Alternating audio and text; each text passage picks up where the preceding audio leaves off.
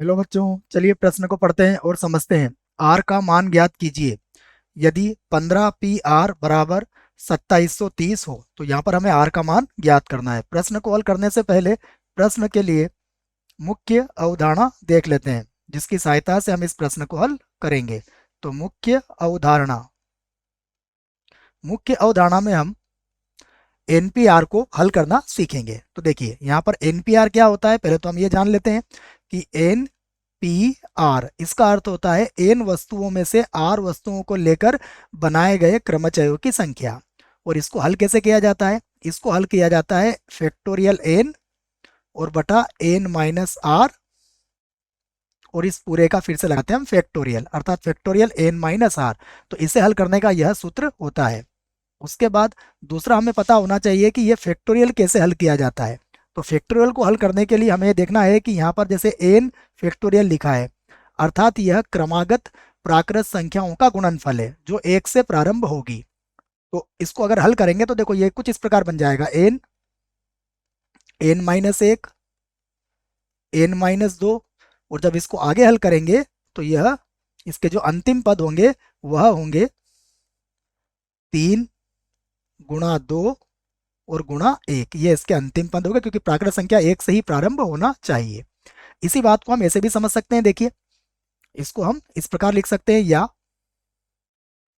यदि हमें factorial N लिखा है और हम इसको एन को बाहर लेना चाहते हैं तो ये होगा एन, और फिर ब्रैकेट में आ जाएगा, कोष्टक में आ जाएगा एन माइनस एक का फैक्टोरियल। हम इसको और आगे भी हल कर सकते हैं। हम इसे ऐसा लिख सकते हैं एन एन माइनस वन, और उसके बाद फिर एन माइनस टू, एक और कम हो जाएगा, और अब यहाँ पर आप इसके फैक्टोरियल लगा सकते हो। तो इस आधार पर हम इस प्रश्न को अब हल करेंगे। देखिए जो प्रश्न में दिया है उसे लिख लेते हैं। तो हम लिखते हैं दिया है।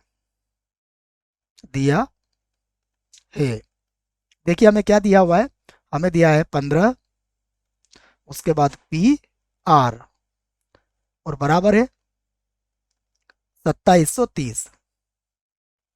अब देखिए 15 पी आर किसके बराबर होगा?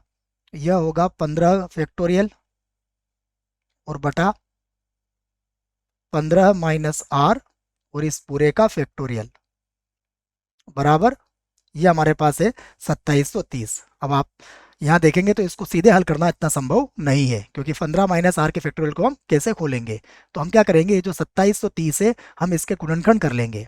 तो 2730 के हम यहाँ गुणनखंड करते हैं। देखो मैं यहाँ करके दिखा देता हूँ आपको इसके गुणनखंड किस प्रकार होंगे। देखिए मैंने लिखा है यहाँ पर 2730, और हम इसके गुणनखंड यहाँ पर करते हैं। देखो हम इस प्रकार करते थे गुणनखंड।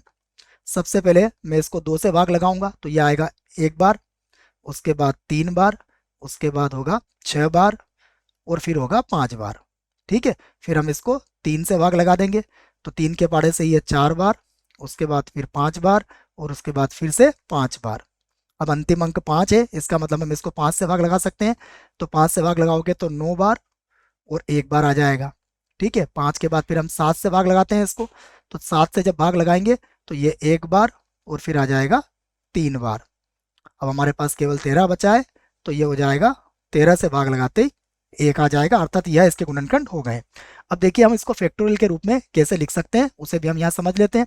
तो देखिए अगर हम देखें तो यहाँ पर 13 है, ये 13, और अगर 7 को 2 से गुणा किया जाए, 7 और 2 को गुणा किया जाए तो कितना हो जाएगा 14, और 5 को 3 से गुणा किया जाए तो कितना हो जाएगा 15। तो मैं इसको लिख सकता हूँ, देखिए इस प्रकार मैं इसको लिखूंगा 15 गुणा 14 और गुणा 13। और ये कैसे आया मैंने आपको इधर हल करके बता दिया है। तो अब जैसा कि मैंने यहाँ पर आपको मुख्य उदाहरण में समझाया था कि अगर एन का फैक्टोरियल है तो ये एन बाहर आ जाएगा तो एन माइनस वन फैक्टोरियल हो जाएगा। यहाँ पर एन एन माइनस वन बाहर आ जाएगा तो एन माइनस टू का फैक्टोरियल हो जाएगा, अर्थात एक एक कम होता चला जाएगा। तो हम इस 15 को भी अब ऐसे ही लिखेंगे। तो हम इसे लिख सकते हैं। देखिए यहाँ पर हम इसको लिखेंगे इस प्रकार से, ये होगा 15 फिर गुणा 14 और गुणा में आ जाएगा 13, और उसके बाद लिख देंगे 12 का फैक्टोरियल। ठीक है, एक एक कम करते चले जाएंगे, हमें यहीं तक की आवश्यकता थी। उसके बाद देखिए बटे में कितना है, बटे में है 15 माइनस आर और इसका फैक्टोरियल, बराबर देखिए क्या है। अब बराबर हमारे पास था 15 गुणा 14 गुणा 13। अब देखिए ये सब कट जाएंगे, जो जो कट रहे हैं हम उसे काट सकते हैं। तो देखिए ये हम लिख सकते हैं कि 15 से 15 कट जाएगा, 14 से 14 कट जाएगा और 13 से 13 कट जाएगा।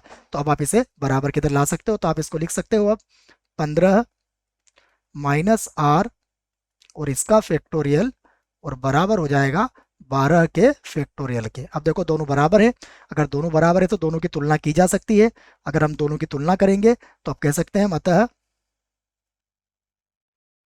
अतः 15 माइनस आर किसके बराबर होगा, 12 के बराबर हो जाएगा, क्योंकि दोनों ही फैक्टोरियल के बराबर थे। तो यहाँ से आर का मान निकालने के लिए आप आर को इधर ले जाइए, 12 को इधर लाइए। तो आर बराबर होगा 15 और माइनस हो जाएगा 12। 15 में से 12 जाएंगे तो कितना बचेगा, यहाँ पर बचेगा 3। और यही हमारा उत्तर होगा। आशा करता हूँ आपको इस प्रश्न का उत्तर समझ में आया होगा। धन्यवाद।